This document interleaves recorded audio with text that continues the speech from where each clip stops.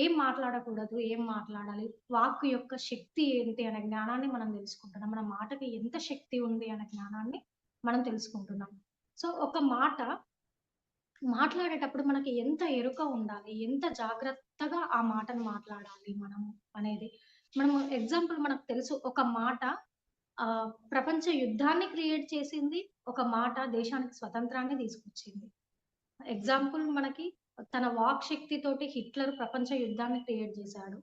అదే వాక్ శక్తితోటి మహాత్మా గాంధీ స్వతంత్రాన్ని తీసుకొచ్చాడు.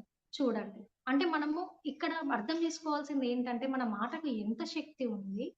మనం ఎంత ఎరుకతో మాటలు మాట్లాడాలి. మనం మాట్లాడే మాటల వల్ల ఎరుక లేకుండా మాట్లాడే మాటల వల్ల ఎదుటి వాళ్ళు ఏమైనా బాధపడుతున్నారా? సో, వాళ్ళు బాధపడినప్పుడు ఏం జరుగుతుంది? కర్మ. కర్మ అనేది మనం మూటగట్టుకోవడం జరుగుతుంది.